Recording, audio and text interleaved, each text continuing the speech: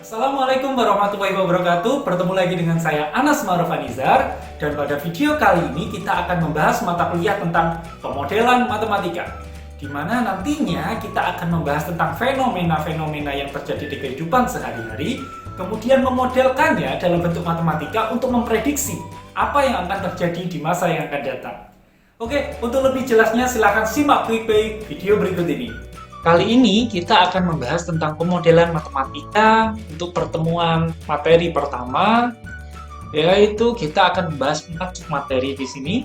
Yang pertama, sebagai pengantar saya akan menjelaskan tentang model matematika, kemudian akan dilanjutkan dengan definisi sebanding, kemudian persamaan beda.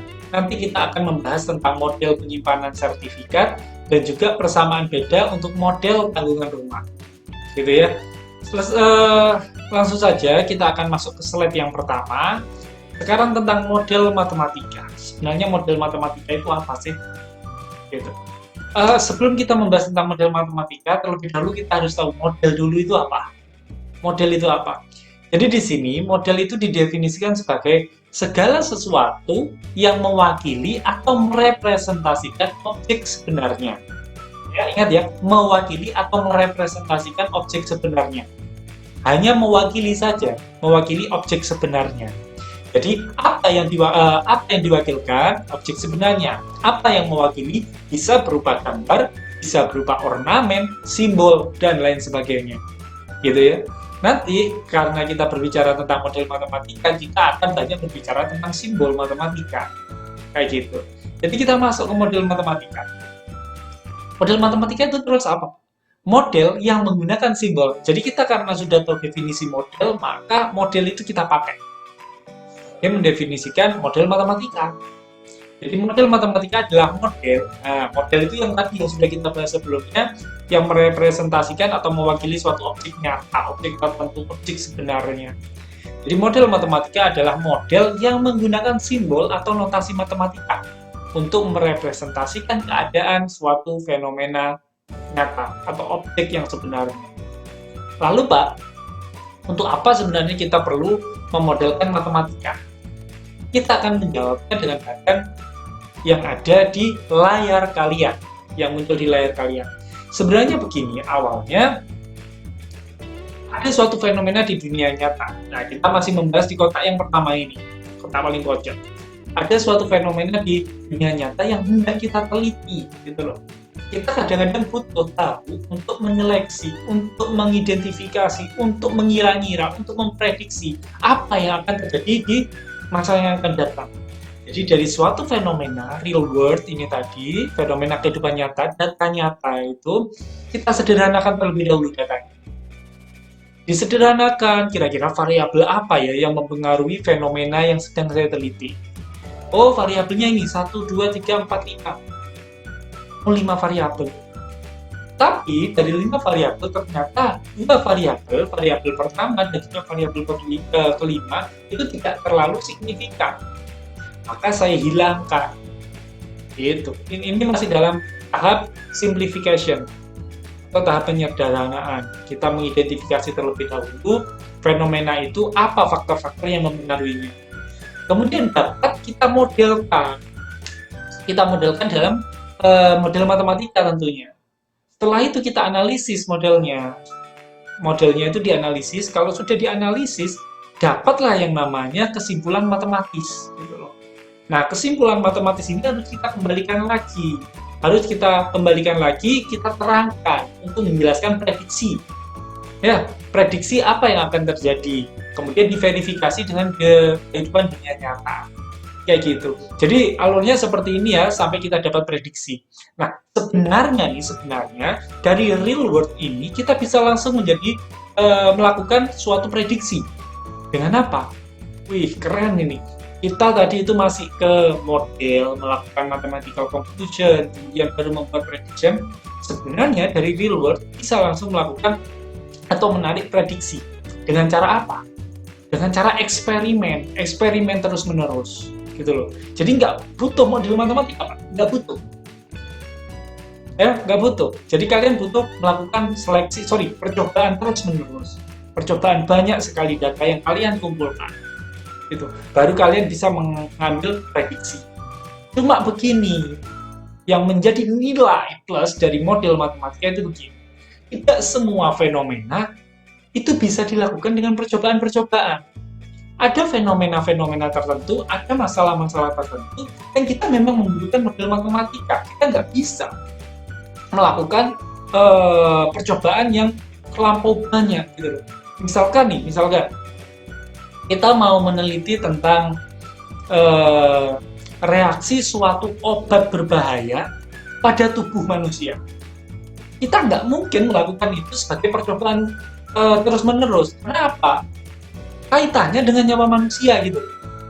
Nah, yang demikian, maka model matematika sangat berguna, sangat memiliki nilai lebih di sini. Jadi untuk hal-hal yang seperti itu kita nggak bisa melakukan percobaan yang banyak, Pak. Karena apa? Karena ini menyangkut nyawa manusia. Kita nggak bisa melakukan percobaan yang banyak, Pak. Karena apa? Karena terkendala biaya. Nah, dan sebagainya. Karena keterbatasan waktu dan seterusnya lah. Ya, ketika ada hal-hal yang membatasi diri kalian untuk melakukan percobaan yang banyak, maka kalian bisa mendekati percobaan itu dengan apa? Dengan model matematika. Itulah gunanya. Useful banget ini, sangat berguna banget yang namanya pemodelan matematika.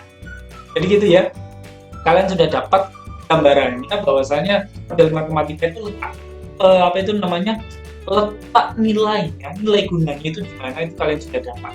Ketika ada suatu masalah yang nggak bisa dilakukan atau nggak bisa diteliti secara terus-menerus, gitu loh. Kalau misalnya ada penelitian yang bisa dilakukan secara terus-menerus, tapi ada kendala lain kayak waktu, biaya kayak tadi, kalian nggak masalah. Gunakan model matematika untuk mendekati masalah tersebut. Intinya kayak gitu kalau model matematika. Ya, oke. Kita masuk ke submateri yang berikutnya yaitu definisi sebanding. Nah, jadi dua variabel Y dan X dikatakan sebanding jika dan hanya jika ada K, sehingga Y sama dengan KX. Loh, Pak, kalau seperti itu, ini ada keterangan. Untuk A adalah konstanta, tapi bukan 0. Ingat ya, tapi bukan 0. Loh, Pak, kalau seperti itu, berarti ketika Y sebanding dengan X, maka X itu juga sebanding dengan Y. Coba kalian pikirkan. Apakah ketika Y sama dengan X, ketika Y sebanding dengan X, apakah pasti X itu sebanding dengan Y? Jawabannya adalah iya. Kenapa demikian? Di sini kita punya Y sama dengan KX. Ketika K-nya pindah, maka X sama dengan 1/KY. Gitu kan? 1/K itu dianggap sebagai konstanta baru gitu loh. Endingnya X sama dengan L kali Y, kan gitu. L-nya adalah konstanta bukan 0. Kalau K-nya itu bukan 0, 1/K itu pasti bukan 0. Kan gitu. Jadi ketika ada Y sebanding dengan X, maka otomatis X itu sebanding dengan Y. Gitu ya. Oke, kita lanjut. Untuk apa sih Pak kalau kita membahas tentang sebanding, habis ini kita bahas. Nah, simbol sebanding itu menggunakan simbol seperti ini. Hampir seperti tanda infinity gitu ya, cuma nggak sampai gini, nggak ada terusannya. Jadi ini bacanya adalah Y sebanding dengan X. Kayak gitu. Oke, kita masuk ke percobaan kesebandingan. Nah, gini. Ini ada pair nih, ada pair. Nah, pairnya yang pertama itu tidak saya berikan beban. Yang kedua, pairnya itu saya kasih beban. Nah, saya kasih benda, kemudian bendanya itu tentunya punya massa. Apa yang terjadi? Pair itu akan merenggang tentunya. Ya nggak? Pasti sudah. Pair itu akan merenggang. Artinya merenggang terjadi perubahan panjang di sini dari keadaan semula. Nah, perubahan panjangnya ini saya kasih variabel E, kayak gitu. Ini masih model matematika yang sangat sederhana. Nah, setelah itu saya lakukan percobaan banyak kali. Percobaannya banyak kan nggak membutuhkan biaya besar, atau nah, saya kasih massa, saya ubah-ubah berat bendanya. Massa bendanya itu saya ubah-ubah. Ketika massanya itu 50 gram misalnya ya, ketika massanya itu 50 gram, maka perubahan panjangnya adalah 1 cm, anggaplah 1 cm. Ketika massanya benda itu 100 gram, maka perubahannya adalah 1,875 cm. Gitu loh. Jadi di sini ada perubahannya. Ketika masanya 150, maka akan bertambah panjang 2,75 cm. Gitu loh. Oh, ternyata dari data ini apa yang kita dapat simpulkan? Dari data ini kita bisa menyimpulkan bahwa ternyata massa di sini dengan perubahan panjang itu sebanding. Kok bisa? Coba lihat. Semakin banyak atau semakin besar massanya, maka semakin besar perubahan panjang yang terjadi. Ya nggak? 51 cm. 100 semakin besar 1,875. 150 semakin besar, ya semakin panjang, dan seterusnya. Maka yang kita dapat dari percobaan-percobaan ini adalah massa sebanding dengan perubahan panjang. Nah, kayak gini. Keregangan pair dengan berbagai benda. Keregangan gas dengan berbagai benda. Gitu ya. Jadi kita bisa menyingkatnya atau membuat suatu notasi matematis menjadi E, di mana E-nya itu perubahan panjang, sebanding dengan M, atau massanya. Kan kayak gitu. Mudah ya? Nah, jadi menggunakan definisi kesebandingan tadi kalau misalnya E itu sebanding dengan M, maka ada K pasti, yang bukan 0. E sama dengan K kali M. Kan gitu, mudah ya Mas Ian ya.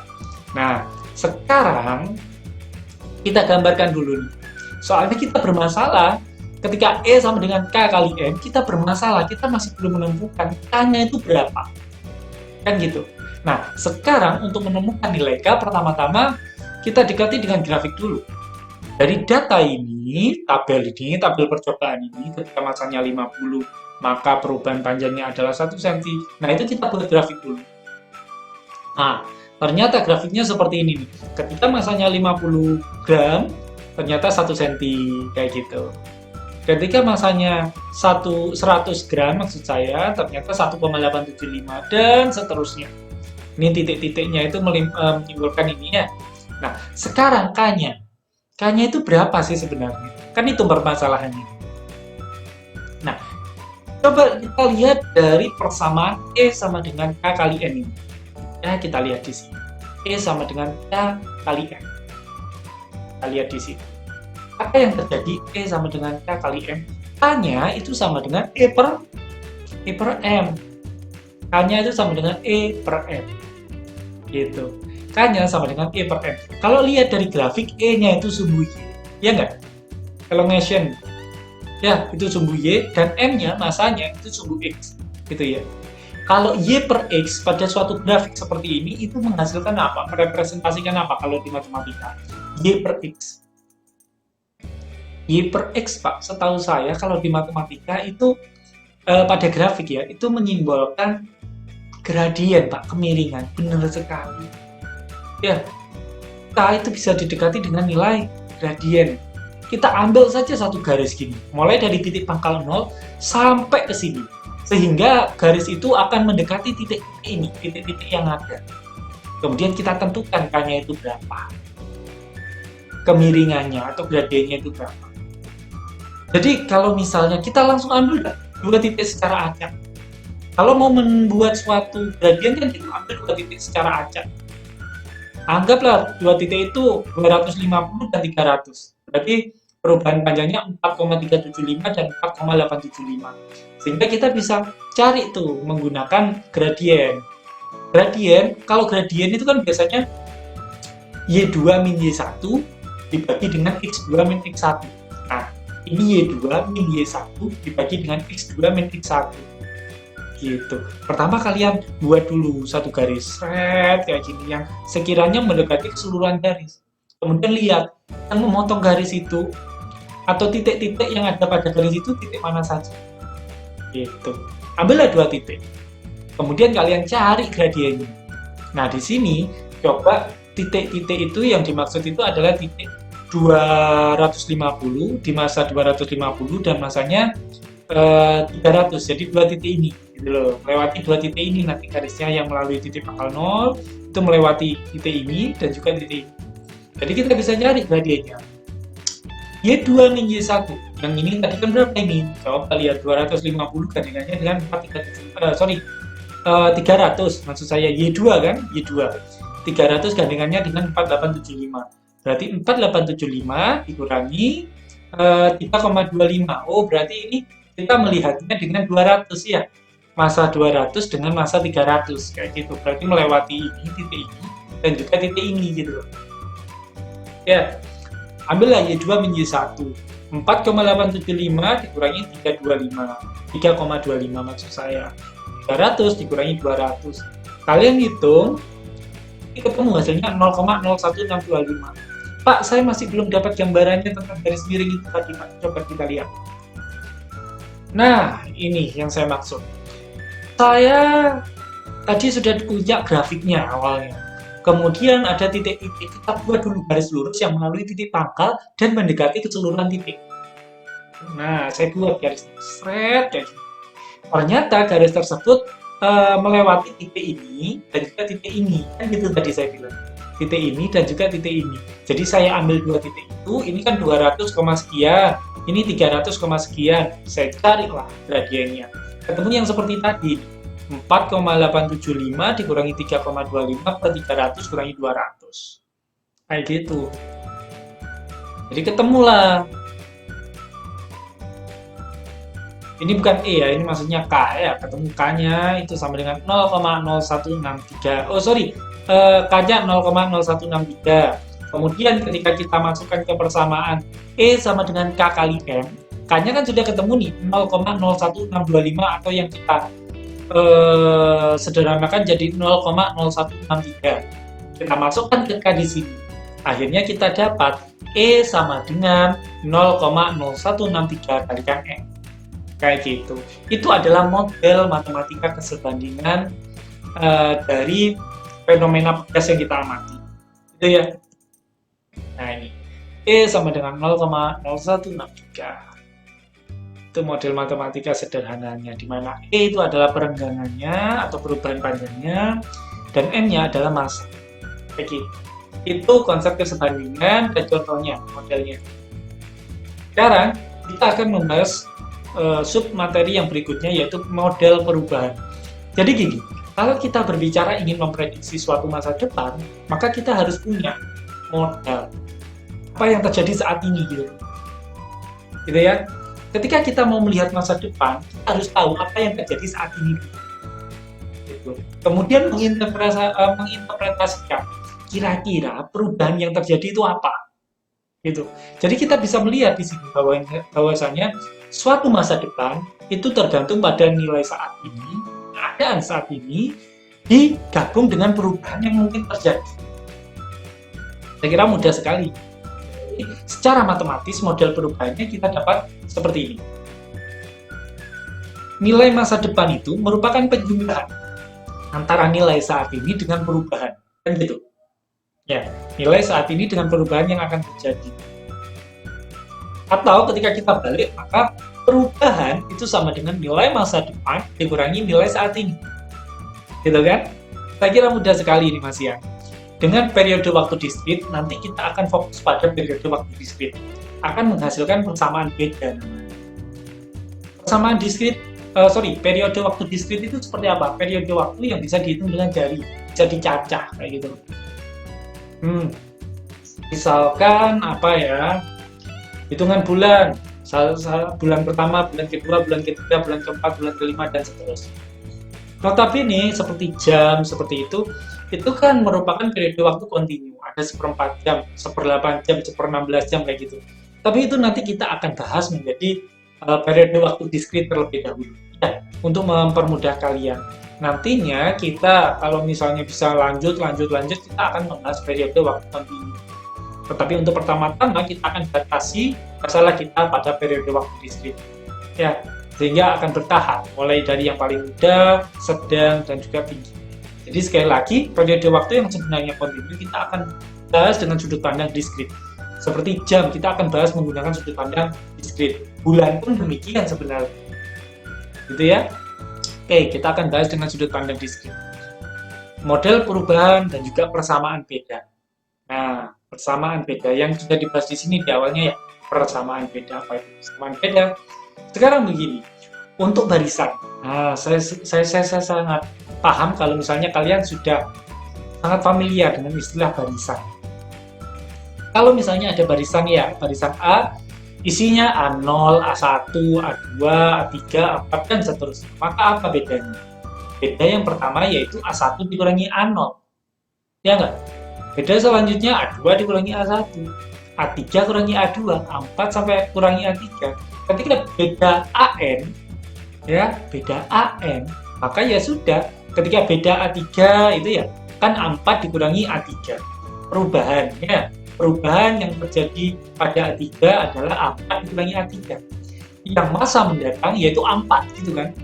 Kurangi masa kininya A3. Kayak gitu. Maka perubahan A3 adalah data masa depan yaitu A4 dikurangi data A3. Sama ketika yang ditanyakan adalah perubahan AN. Maka data yang masa mendatang yaitu AN plus 1 dikurangi AN. Kan gitu. Mudah sekali saya kira. Nah, kalau kita berbicara tentang grafik persamaan beda, ketika kita melihat ini, persamaan yang terakhir ini ya, perubahan AN sama dengan AN plus 1 dikurangi AN, maka kita bisa punya nih, ketika N dan N plus 1 kita hubungkan dengan sumbu X-nya itu N, sumbu Y-nya itu AN. Ketika N, maka akan berpasangan dengan AN, kan gitu. N dengan AN. Kalau N-nya itu N plus 1, ya sudah N plus 1 dengan AN plus 1. Kan gitu ya, mudah sekali koordinat saja ini. Ketika N, ya berarti AN. Ketika periode waktunya N maksud saya, misalnya N tahun, misalnya ini itu tahun. Tahun ke N, ya sudah berarti datanya adalah AN. Gitu loh. Data pada tahun ke N. Kalau tahunnya N plus 1, maka datanya adalah AN plus 1. Pada tahun N plus 1, kan kayak gitu.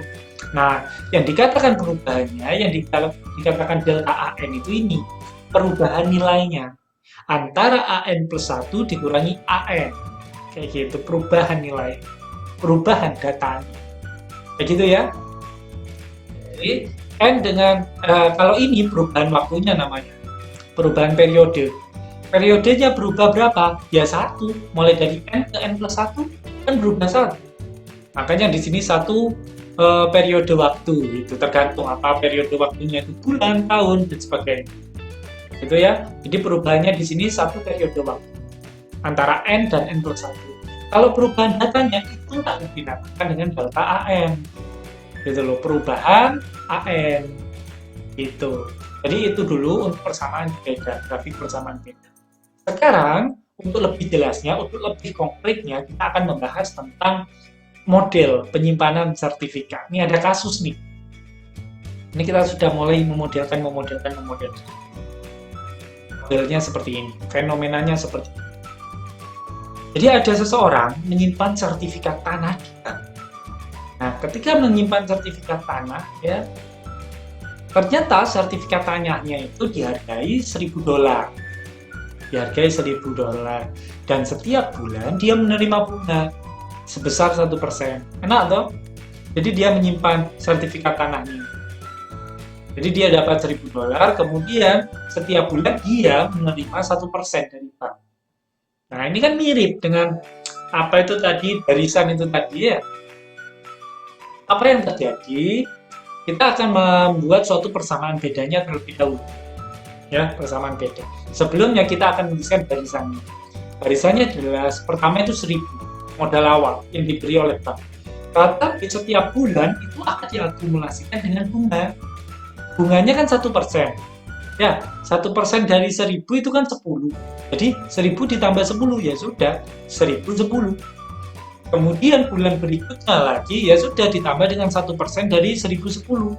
Gitu loh. Ternyata 10,1, ya sudah 10.000,20,1 dan seterusnya. Dan kita akan membuat suatu persamaan bedanya. Nah, seperti ini.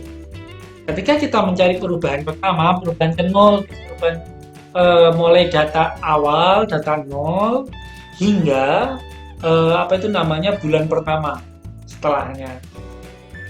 Kan kayak gitu. Ya sudah, perubahan pertama atau perubahan ke 0, delta A0, itu kan bulan pertama dikurangi dengan bulan sebelumnya, bulan ke-0. 1010 dikurangi 1000 berapa? 10. Pasti sudah 10. Ya. Delta A1 berarti ya 10.020, 1020,1 ini, 10 ini dikurangi dengan 1010. Dapat bedanya 10,10. Delta A2 juga demikian, berarti 1030,3 dikurangi 1020,10. Hasilnya 10,20. Dan seterusnya sampai AN. Delta AN. Delta AN plus 1 dikurangi AN. Berarti berapa? AN plus 1 dikurangi AN. Pak, kok bisa 0,01 AN? Dari mana 0,01 AN itu? Tentunya 0,01 itu didapat dari ini. Bunga yang didapat per bulan. Tentunya perbedaannya antara bulan sebelumnya atau bulan saat ini dengan bulan sebelumnya adalah 1% dari bulan sebelumnya, kan gitu. 10 ini didapat dari 1% dikalikan 1000. 10,10 ini didapat dari 1% dikalikan 1010.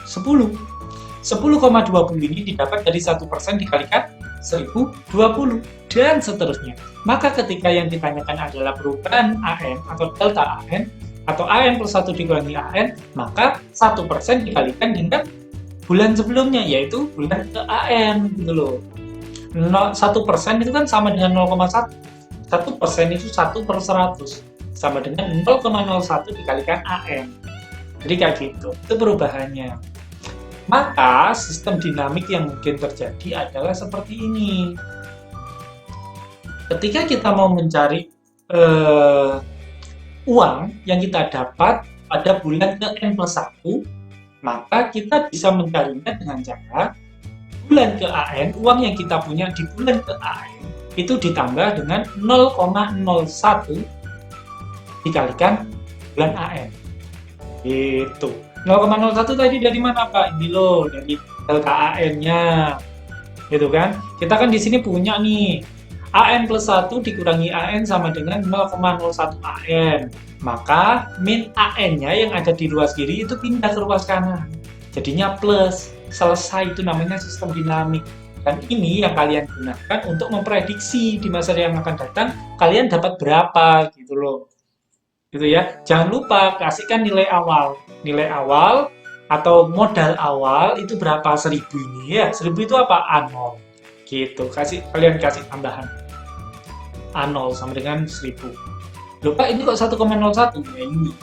Ini kan sama-sama nih, variabelnya sama, yaitu AN. Kalau nggak ada angka berarti itu kan 1.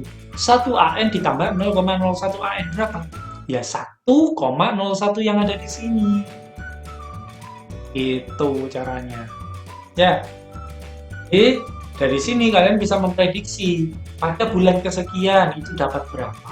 Pada bulan kesekian itu dapat berapa. Ini namanya sistem dinamik. Gitu ya, ini namanya sistem dinamik.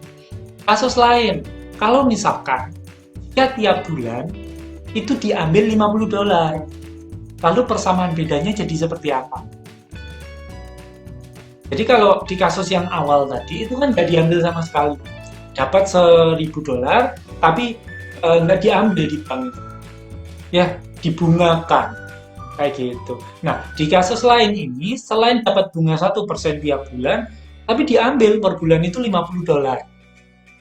Bagaimana persamaan bedanya? Yang mula-mula persamaan bedanya itu cuma ini, delta AN sama dengan 0,01 AN, maka harus ada tambahannya, yaitu dikurangi 50. Kenapa? Karena akan berkurang $50 setiap bulannya. Karena ini ada pernyataan tiap bulan diambil $50. Maka yang terjadi adalah persamaan bedanya 0,01 AN yang ini dikurangi 50 karena tiap bulan diambil $50. Seperti itu ya.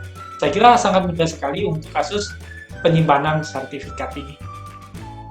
Kita akan lanjut ke model yang berikutnya, yaitu tanggungan rumah. Nah ini begini. Jadi begini, ada suatu fenomenanya 6 tahun yang lalu ayah membeli rumah nih, seharga $80.000. Tapi diangsur, nggak langsung lunas. Diangsur selama 20 tahun. Besar cicilan tiap bulan. Nah, diangsur selama 20 tahun tapi nyicilnya tiap bulan. Berapa besar cicilannya tiap bulan? 880,87 dolar. Tapi ada bunga pinjaman nih. Bunga pinjamannya 1%. Nah, ternyata sekarang ayah itu telah membayar sebanyak 72 kali. Ya, ayah sudah membayar sebanyak 72 kali. Dan sekarang ayah ingin tahu berapa sih sisa hutang mereka. Nah, yang seperti ini kita juga bisa memodelkannya dengan matematika. Nah, seperti ini. Kalau kita mau mencari persamaan beda, tentunya delta Bn itu sama dengan Bn plus 1 dikurangi Bn gitu ya. Data yang akan datang dikurangi dengan data sebelumnya. Nah, itu persamaan beda. Nah, sekarang kita fokusnya itu ke hutang yang ayah miliki. Mula-mula ayah memiliki 80.000 dolar. Itu hutang ya. Ayah memiliki hutang sebanyak 80.000 dolar. Kemudian dibayar 880,87. Tapi ingat ada bunga pinjaman, yaitu 1%. Gitu ya. Jadi semakin lama per bulan hutangnya otomatis semakin sedikit, gitu ya.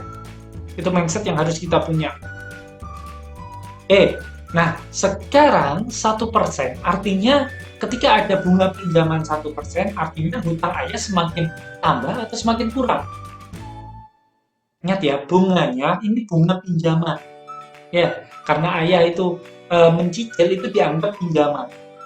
Jadi bunga pinjamannya itu 1%. Gitu ya. Jadi 1% itu harus dikalikan dengan BN, yaitu hutang bulan sebelumnya. Makanya di sini muncul 0,01 dikalikan BN.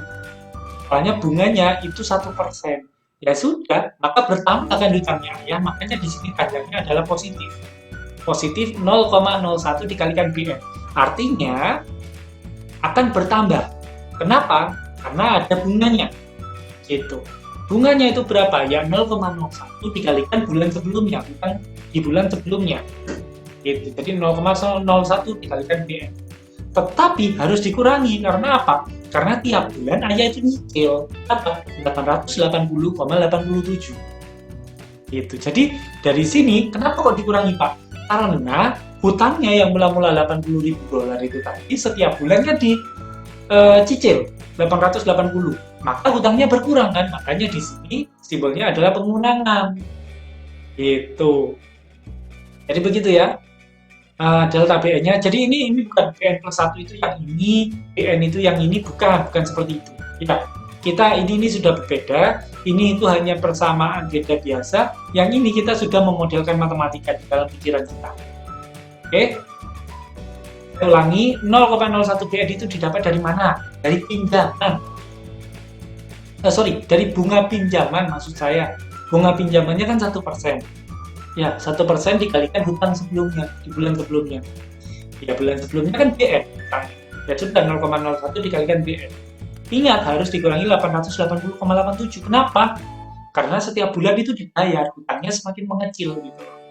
Jadi kita punya di sini delta BN-nya adalah 0,01 BN dikurangi 880,87. Gitu. Jadi kalau yang awal kita punya data, yang sekarang kita masih belum punya data. Nah, kita buat nih sistem dinamiknya. Seperti yang kita tahu, sistem dinamik itu kan BN plus 1 sama dengan ya BN plus 1 sama dengan BN ditambah perubahannya, gitu kan? BN-nya tetap, baru nih delta BN yang ini itu kita masukkan, kita substitusikan. Jadinya 0,01 BN dikurangi 880,87. Mana data awalnya B0-nya itu adalah 80 dolar. Pak, ini mau saya sederhanakan. BN ditambah 0,01 BN jadi 1,01 BN. Boleh, Pak? Boleh, jawabannya ya. Boleh, silahkan. Nah, kalau yang ditanyakan adalah sisa hutang, ingat ya, ini namanya sistem dinamik. Kalau yang ditanyakan adalah sisa hutang, maka sisa hutang setelah 72 kali pembayaran. Kan gitu. Nah, pertama, yang namanya sistem dinamik nih, kelemahannya harus dinamik Itu namanya juga sistem dinamik. Jadi harus bergerak sedikit demi sedikit. Jadi untuk melihat sisa hutang di bulan ke-72 karena sudah bayar 72 kali, maka kita harus dinamik dulu, bergerak dulu dari hutang ketika di bulan ke-71, hutang di bulan 70 kayak gitu. Untuk mendapatkan hutang di bulan 72 kita harus tahu hutang di bulan 71. Untuk mendapatkan hutang di 71 di bulan ke-71 kita harus tahu hutang di bulan ke-70 dan seterusnya. Endingnya kita disuruh mendata. Itu kelemahannya sistem dinamik. Tapi nanti kita akan belajar untuk bagaimana cara melihat sistem dinamik itu sehingga kita tidak perlu mendata satu persatu. Tapi nanti. Sekarang kita alur dulu. Kita mengikuti alur dulu masih menggunakan sistem dinamik. Jadi endingnya untuk menghitung hutang pada bulan 72 kita harus mendaftar dulu. Hutang pada bulan pertama berapa? 8.000 ditambah 0,01 ya, 8.000 itu B0 ya, B0-nya 8.000 ditambah 0,01 kali 8.000 ya, ini kan BN ditambah 0,01 BN dikurangi 880,87, didapatlah datanya adalah 79.919 dolar, 13 dolar. Nah, itu adalah sisa hutang pada bulan pertama. Pada bulan kedua ya sudah, pada bulan pertama sisa hutangnya kan ini, tulis ditambah 0,01 kali BN, 0,01 kali ini hutang sebelumnya di bulan sebelumnya dikurangi 880,87. Kayak gitu seterusnya. Kalian cari B3, B4, B5, B6, B7 sampai ketemu B72. B72 kita dapat 71.523,11 dolar. Gitu. Itu cara mencari sisa hutang. Gitu ya. Sekali lagi, dalam slide ini yang harus kalian pahami itu di sini. Dalam membuat persamaan bedanya ini. Ingat sekali lagi 0,01 BN itu bukan BN plus 1 ya. Yang ini baris pertama dan baris kedua itu sudah beda. Baris pertama itu hanya menjelaskan persamaan beta secara umum. Di baris kedua yang ini delta BN ini kita membuat sendiri, mengkonstruk sendiri dengan data-data atau fenomena yang diberikan. Ini, gitu ya. Nah, saya perlu menjelaskan istilah tabel solusi atau tabel numerik. Nah,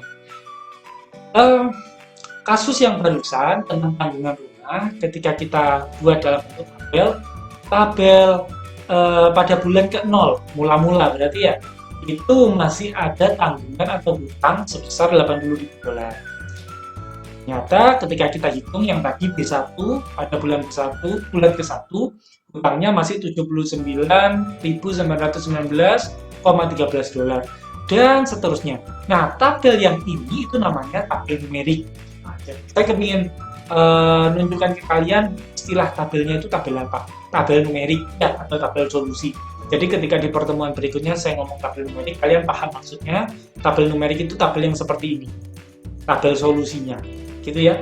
Sedangkan kalau misalnya saya sudah membahas tentang grafik, yang tabel ini saya buat grafik itu namanya grafik numerik, gitu.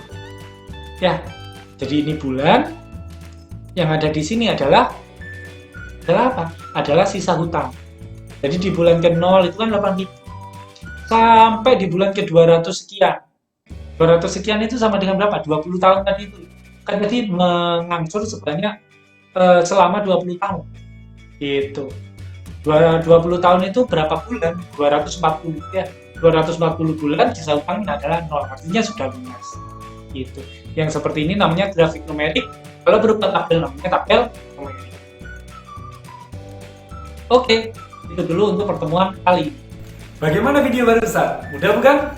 Jika kalian merasa kesulitan, silahkan catat terlebih dahulu masalah yang muncul, kemudian tanyakan ketika sesi diskusi berlangsung.